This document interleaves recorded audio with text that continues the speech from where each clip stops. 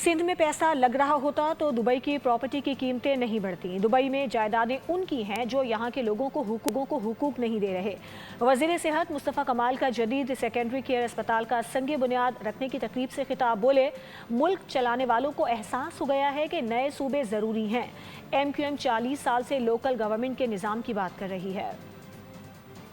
Resist कौन कर रहा है? वो जिसके पास 22,000 अरब रुपए आए, भाई वो क्यों नहीं रेजिस्ट करेगा? इतना बड़ा बिजनेस, किसी बिजनेस में इतनी इनकम हो सकती है? अगर वो पैसा यहां लग रहा होता तो दुबई में प्रॉपर्टी की कीमत नहीं बढ़ रही होती। ये दुबई में जो जमीनों की कीमतें महंगी हैं वो हमारे पैसों से महंगी हैं। वो यहाँ के पैसों, जाके देखो खरीदार कौन है, जाके देखो खरीदार कौन है, सारा पाकिस्तानी है। कौन सा वाला पाकिस्तानी है? मैं और आप में नहीं।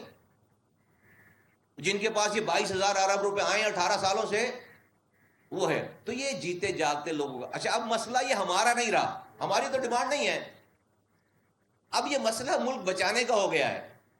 हम तो भाई 40 सालों से रो रहे हैं कि भाई हमें जो है वो पीने का इख्तियार दो, पानी का, हमें कचरा उठाने का इख्तियार दो। हम आईनी तरमीम लेकर गए असेंबली में, 26वीं आईनी तरमीम में हमने आर्टिकल 140A की तशरीह डाली।